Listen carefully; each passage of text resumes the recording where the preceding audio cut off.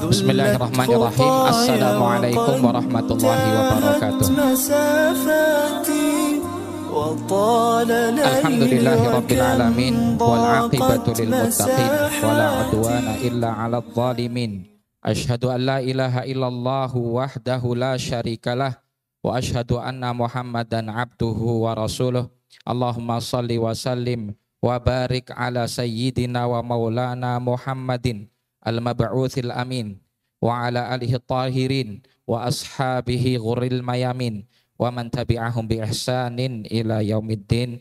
Yang kami hormati Majelis Kiai Ustadz Abdur Rahim dan Ustadz Taufik Abdullah, juga Dewan Asatidzah dan Ustadzat Pondok Pesantren Salman Al Farisi, wabil khusus Direktur Pondok Ustadz Nur Fajriasah dan juga Mudir Madrasah Ustadz Abdur Rahim Sarjuman, serta Kepala Kotab Ustadz Aditya Fathur Rahman, para wali, abah dan ummahat yang dimuliakan Allah, serta santriwan santriwati. Semoga Allah Subhanahu wa ta'ala membimbing kita semua kepada jalan yang diridhainya. Tadi sudah disampaikan terkait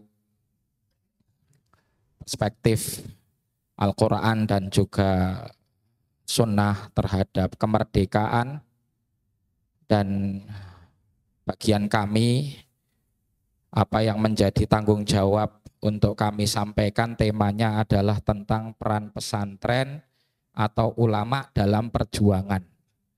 Nah, ini tema ini Bapak-bapak, Ibu-ibu, wali sekalian, sangat erat hubungannya dengan sejarah.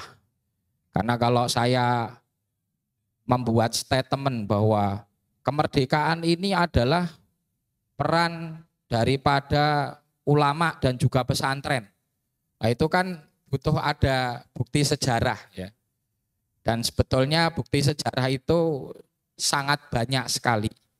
Ya, cuman tugas kita sekarang mempertahankan atau menguatkan dari bukti-bukti sejarah tersebut agar semakin difahami oleh generasi setelah kita. Khususnya anak-anak kita ini anak-anak santri ya, jangan ngantuk ya, jangan ngantuk. Ini kajian juga buat antum ya. Jadi yang ngantuk ditahan dulu. Ini akan saya sampaikan habis ini bagaimana salah satu dari bagian sejarah tentang ulama dan pesantren ya dalam memperjuangkan kemerdekaan. Kalau tokoh-tokoh kemerdekaan yang sering kita kenal seperti Kiai Haji Hasyim Asy'ari atau Kiai Haji Ahmad Dahlan, Kiai Haji ataupun Syekh Ahmad Surkati, dan juga tokoh-tokoh lain yang berjuang sampai menjelang masa-masa kemerdekaan itu sudah sering diangkat. Ya, sudah sering diangkat. Kiai Haji Wahab Hasbullah, Kiai Haji Wahid Hashim, kemudian juga Kiai Haji Agus Salim dan yang lain, itu tokoh-tokoh kemerdekaan yang saya pikir sering sekali kita dengar namanya ya, bahkan dijadikan nama jalan biasanya, atau nama satu tempat, nama bandara dan seterusnya. Nah, saya ingin mengangkat satu sejarah tentang perjuangan pesantren dan juga kiai dalam kemerdekaan yang mungkin bisa jadi yang hadir di sini ini baru pertama kali dengar. Ya. Baru pertama kali dengar. Makanya jangan ngantuk karena rugi nanti. Ya, kalau ngantuk harus diulang lagi nanti melihatnya di rekaman YouTube. Baik. Dan ini erat sekali dengan visi misi pesantren kita, maka nanti akan saya sambungkan. Ya, kenapa kok sekarang kita didik anak-anak kita, dan kenapa kemudian materi tema kita di kesempatan kali ini adalah tentang kemerdekaan.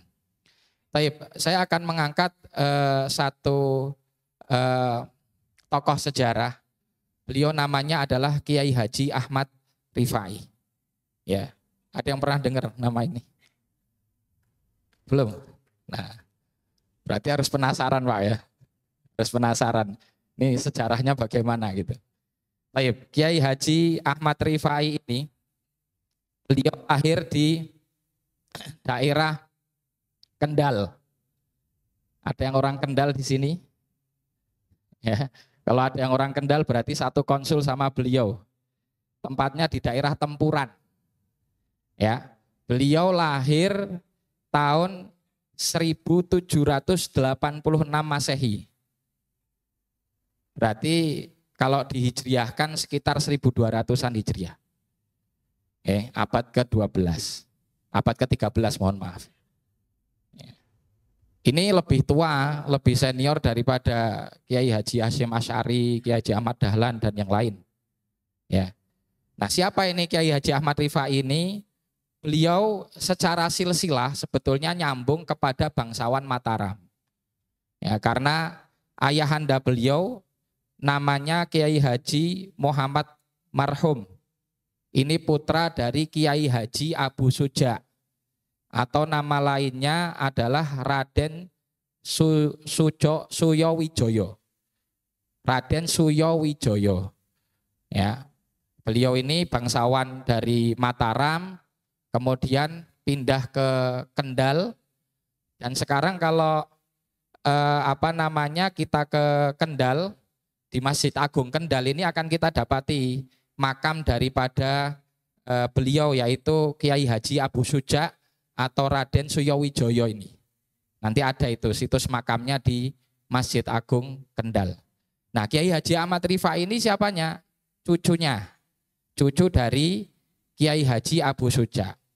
Ayahanda beliau itu adalah putra kedua dari Kiai Abu Suja. Kemudian ayahanda beliau ini ya, yang namanya Muhammad Marhum, punya putra dan putri total 8.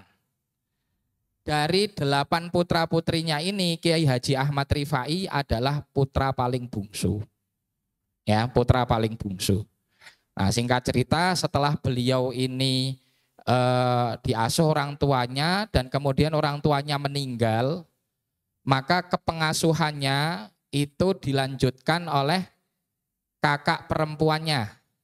Ya, kakak perempuannya yang kemudian kakak perempuannya ini adalah istri daripada Kiai Haji Asy'ari, salah satu pimpinan pondok pesantren di Kaliwungu Kendal. Nah, dididiklah bersama kakak iparnya ini yang seorang kiai, ya sebagaimana di pondok kayak anak-anak kita ini, belajar nahwu, belajar shorof, belajar fikih, ya, dan ilmu-ilmu Islam yang lain. Sampai kemudian setelah beliau agak dewasa dan dianggap bisa mengajarkan ilmu-ilmu yang sudah dipelajari, dia diminta juga untuk membantu. Ya kayak anak-anak kita sekarang lah, kalau sudah lulus itu biasanya jadi ustadz muda kan begitu. Ya itu tradisi dari dulu. Ya. Maka beliau diminta untuk membantu ngajar kakak iparnya. Sampai kemudian usia beliau 30 tahun. Setelah usia 30 tahun, maka beliau dikirim ke Mekah untuk melaksanakan ibadah haji. Usia 30 tahun. Ya. Nah, di sana beliau selain mengerjakan ibadah haji, beliau memutuskan untuk tinggal beberapa tahun di sana sekaligus untuk talabul ilmi. Karena alumni pesantren, maka ya alhamdulillah bisa bahasa Arab, ya, sehingga bisa berkomunikasi dengan para masyayikh yang ada di sana. Nah, di antara guru-guru yang beliau belajar kepadanya ada nama-nama yang masyhur. Di antaranya seperti Syekh Ibrahim Al-Baijuri. Nah, ini kalau anak-anak ini nanti ngaji kitab ya Fathul Qorib, itu ada hasyiahnya. Hasyiah dari Fathul Qorib ini sangat masyhur sekali, dikenal dengan Hasyiatul Baijuri. Nah, ini karya dari gurunya Kiai Haji Ahmad Rifai. Ya, namanya Syekh Ibrahim Al-Baijuri. Selain itu juga ada nama-nama lain seperti Syekh Abdurrahman, ada Syekh Isa Al-Barawi, juga ada Syekh Fakih yang namanya adalah Muhammad bin Abdul Aziz Al-Jaisi. Ya, ini masyayikh beliau ketika menimba ilmu di Haramain. Nah, kemudian setelah itu ada indikasi sejarah, ini butuh dipastikan, tapi yang diyakini oleh murid-murid beliau bahwa beliau ketika di Mekah ini ketemu dengan dua ulama besar Nusantara. Nah, yaitu yang pertama adalah Syekh Nawawi Al-Bantani. Karena memang hidupnya mereka semasa, ya, satu kurun. Jadi disinyalir beliau ketika di sana karena Syekh Nawawi juga belajar di sana dan kemungkinan besar Syekh Nawawi ini ketemu karena Syekh Nawawi juga muridnya Syekh Baijuri, ya, Syekh Ibrahim Al-Baijuri. Maka kemudian sangat kuat sekali dugaan bahwa Kiai Haji Ahmad Rifai ini ketemu sama Syekh Nawawi Al-Bantani. Ya. Ini masyhur sekali Syekh Nawawi Al-Bantani, ya. Makanya dia ngaku-ngaku keturunannya itu kemarin, cuman sayangnya rodok nyeleneh itu. Ngaku bisa bahasa semut dan bahasa cacing gitu kan, ya. Rodok nyeleneh itu. Ya insya Allah kalau Syekh Nawawinya luar biasa ini, ulama besar Nusantara. Yang kedua adalah Kiai Khalil Al-Bangkalani yang merupakan guru daripada para masyayikh, Kiai Hasyim Asy'ari, kemudian ulama-ulama besar itu banyak berguru kepada Kiai Khalil Al-Bangkalani, ya, Madura. Jadi dua ulama besar ini disinyalir, ya, bertemu dengan, atau Kiai Haji Ahmad Rifai ketemu dengan dua ulama besar dari Nusantara. Kemudian ini disinyalir juga, ya, masih dalam dugaan karena fakta sejarahnya butuh dicari. Tapi ada dugaan bahwa mereka bertiga ini berdiskusi tentang kondisi Indonesia yang waktu itu masih di bawah pengaruh penjajahan Belanda kolonial. Ya, maka dikatakan mereka ini kemudian bersepakat untuk bagi tugas. Ya, pulang ke Indonesia dan bagi tugas. Selain mendiskusikan tentang tata cara apa yang bisa mereka lakukan untuk melawan penjajah, gitu. Maka disepakati antar bertiga bahwa Kiai Haji Ahmad Rifai itu bertugas untuk mengajarkan fikih, kemudian Syekh Nawawi Al-Bantani itu mengajarkan usuluddin, ya, akidah, kemudian Kiai Khalil Al-Bangkalani itu mengajarkan tasawuf. Nah, kemudian Kiai Haji Ahmad Rifai pulang ke Indonesia, pulang ke Nusantara, ke Kendal, kembali kepada pondok daripada kakak iparnya itu di Kaliwungu. Setelah beberapa waktu beliau membantu mengajar di sana, maka kemudian beliau pindah ke daerah Limpung, Batang. Ya, ada yang dari Batang mungkin Limpung, ini pesisir utara, ya. Nah, di situ ada desa di daerah Limpung, Batang. Limpung ini kecamatan, ada desa namanya Desa Kalisala. Nah, Desa Kalisala. Nah, Kiai Haji Ahmad Rifai pindah ke situ, kemudian memulai dakwah beliau. Waktu itu umur beliau sekitar 50 tahun. Memulai dakwah beliau. Awal pertama datang ke situ dakwahnya ke anak-anak kecil. Jadi di sini jangan sepelekan pendidikan di level kutab ini. Karena banyak pejuang-pejuang Islam itu termasuk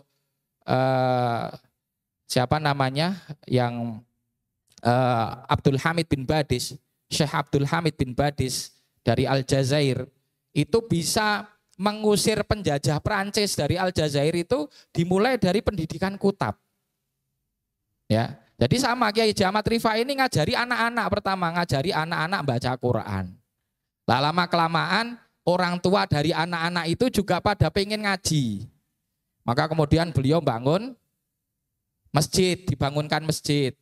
Kemudian setelah itu juga beliau mulai mengisi kajian-kajian, ceramah-ceramah, ngaji kitab, ya, dan seterusnya, diskusi, ya, istifta, ada yang tanya permasalahan dijawab sama beliau.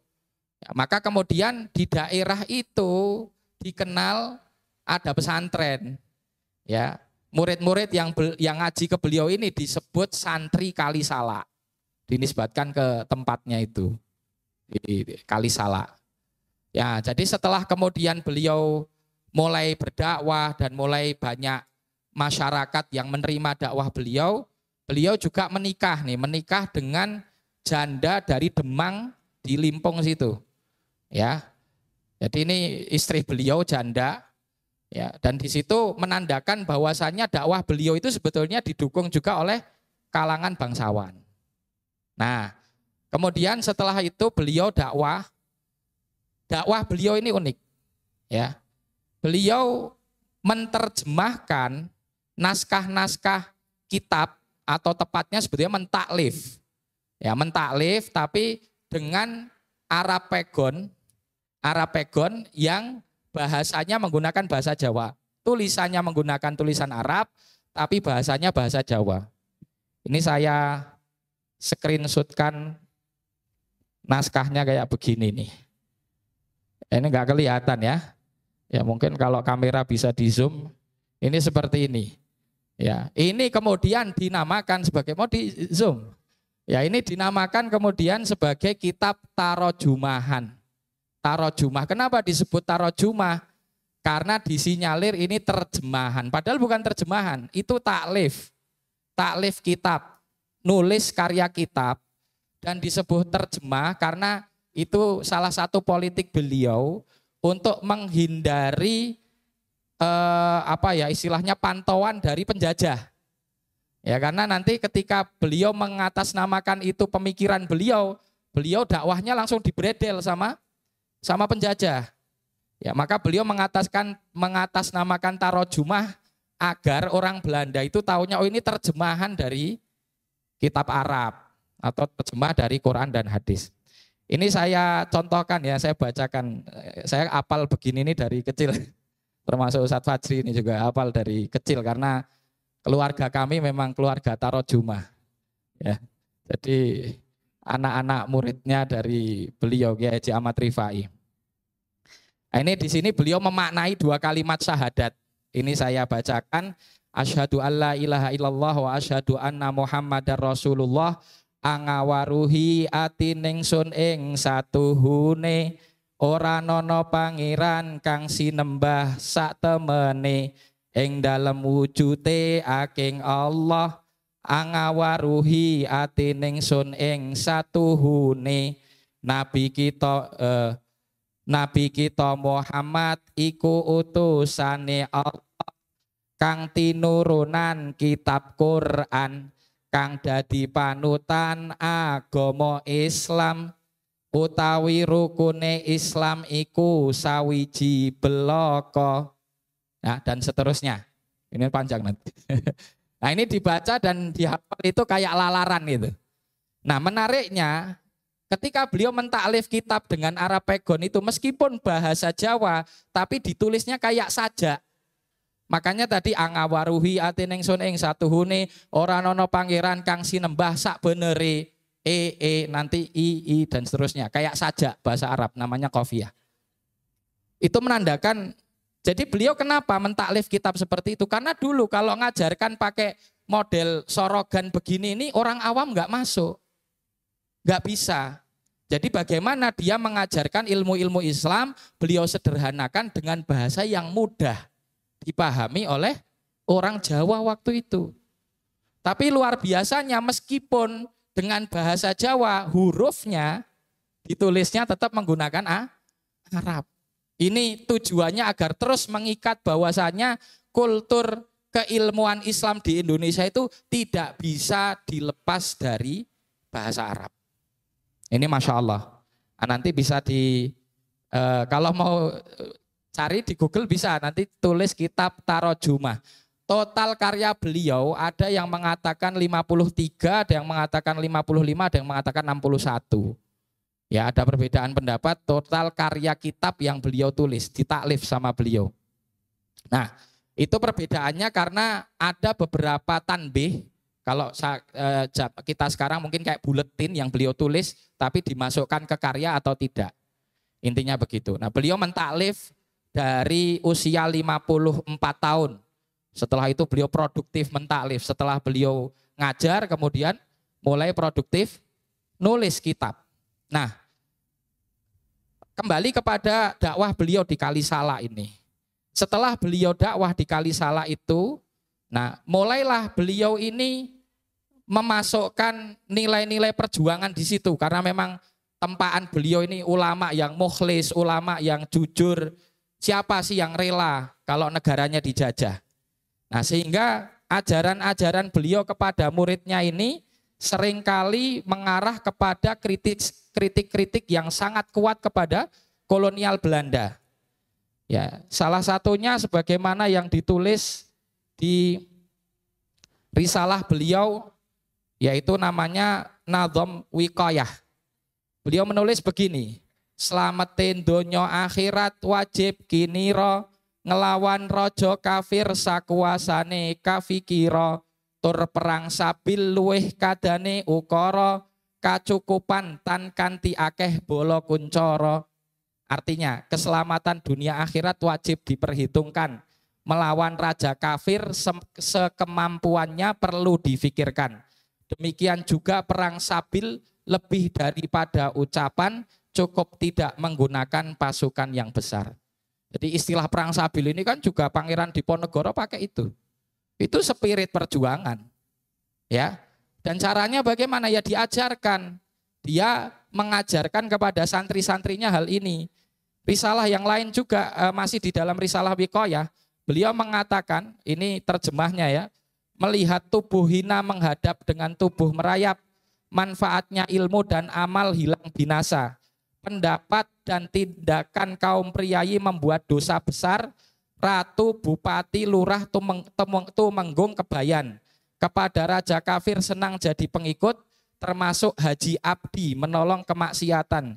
Kemudian menjadi kadi khotib ibadah, kepada alim adil bertindak membenarkan syariat. Sebab khawatir bila tidak mendapat kedudukan, itulah amalan orang munafik yang kosong imannya. Mengikuti perbuatan maksiat orang yang jadi tumenggung. Di sini dia mengkritisi apa? Londo ireng. Jadi orang-orang pribumi tapi dia jadi antek-anteknya Belanda, bahkan termasuk mengkritisi ulama su. Ulama su itu ulama yang tunduk sama penjajah. Jadi ulama su itu ya dia fatwa-fatwanya untuk kemaslahatan penjajah, dari dulu sudah ada. Jadi nggak mudah ya kita berbicara perjuangan kemerdekaan, itu nggak mudah. Karena musuhnya ramong londo putih itu, ada londo irengnya juga gitu. Nah, ini dari dulu. Baik, saya sedikit persingkat ya, karena nanti masih ada Ustaz Taufik.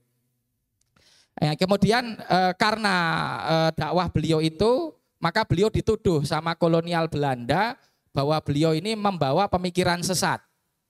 Ya, pemikiran sesat yang dituduhkan ke beliau karena beliau menganggap bahwasanya pengkultusan kepada diri sendiri dan menganggap Jumatan di tempat lain nggak sah. Itu menurut tuduhan Belanda gitu. Nah, beliau ini disebutkan di dalam biografi, nanti bisa dicek di Google, di Wikipedia ada tim penulis yang mengangkat tentang tulisan ini. Beliau ini dulu di masa-masa belajar ke Mekah itu kan belajar sama tadi Syekh Muhammad bin Abdul Aziz Al-Jaisi. Nah, itu adalah ulama yang juga berasar dengan pemikirannya Syekh Muhammad bin Abdul Wahab. Nah, menariknya Kiai Haji Rifai ini secara akidah, kemudian secara fikih dan tasawufnya masih sebagaimana beliau belajar kepada masyayikh yang lain, akidahnya Asy'ari Maturidi, kemudian fikihnya Syafi'i, kemudian tasawufnya para ulama, tasawufnya yang benar lah, tasawuf Imam Junaid Al-Baghdadi. Ya, tetapi kemudian spirit perjuangannya ini ngambil dari gurunya Muhammad bin Abdul Aziz Al-Jaisi tadi. Ya, spirit perjuangannya. Jadi memang beliau itu tegas sekali.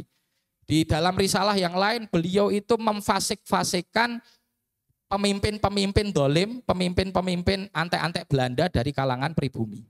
Ya, lurah, Demang, camat, apa dulu belum camat namanya ya. Lurah, Demang, bupati fasik gitu, difasik-fasikkan karena mendukung penjajah Belanda. Nah, gara-gara sikap dan fatwanya ini maka kemudian beliau difitnah seperti itu dan divonis, dituduh sesat sehingga diasingkan di Manado. Ya, diasingkan di Manado, beliau meninggal di sana tahun 1884. Ya, ada yang mengatakan 1892, tapi yang paling masyhur 1884 ketika usia beliau itu 86 tahun. Ya, 84 atau 86 tahun. Jadi beliau Masya Allah pejuang yang memulai dari proses belajar, mengajar, dakwah, tapi dengan dakwah ini kemudian beliau bisa menggerakkan umat untuk mengusir penjajahan. Ada hal yang menarik di sini disebutkan tentang cara dakwah beliau. Ada 7 hal. Yang pertama, menerjemahkan Al-Quran, hadis, dan kitab-kitab berbahasa Arab kepada dalam bahasa Jawa dengan huruf pegon yang tadi kita sebutkan. Ini maksudnya apa? Santri-santri kita ini harus memikul humumud dakwah. Santri-santri ini harus memikul humumud dakwah, bahwa nilai dakwah Islam itu bagaimana bisa sampai kepada siapapun. Maka anak-anak semua dimanapun kalian jangan pernah lepas dari amal dakwah.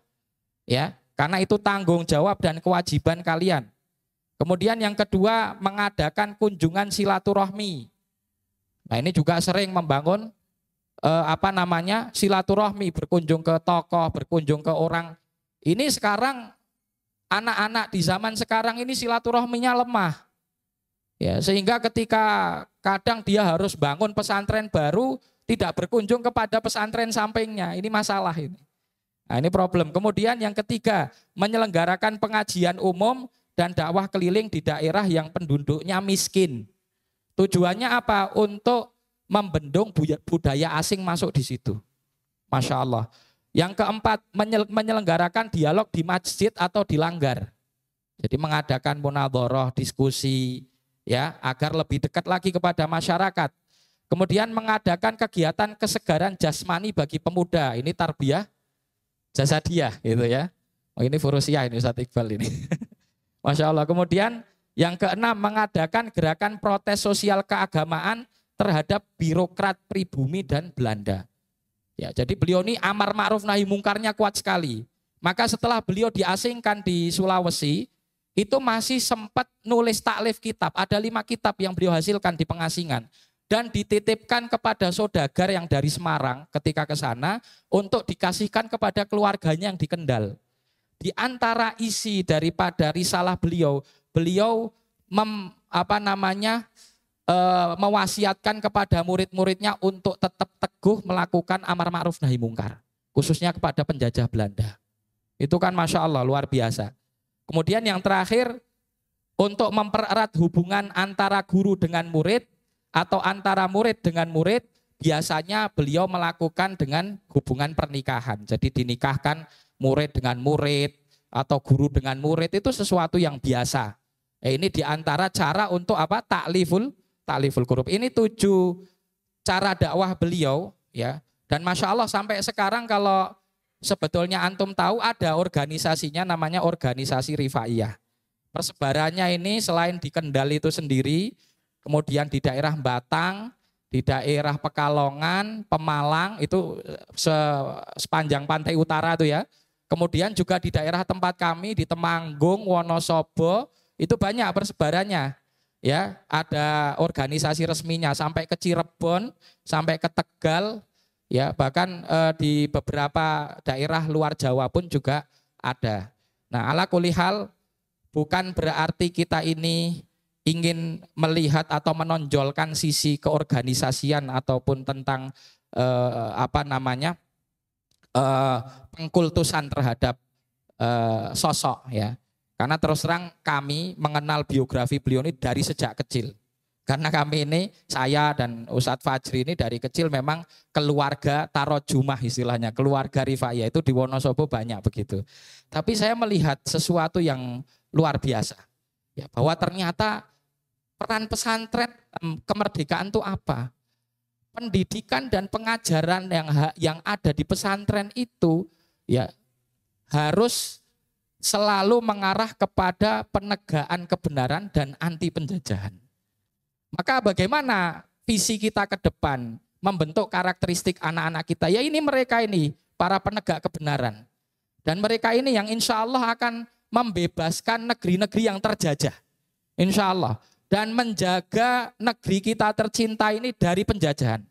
Biidznillah ta'ala.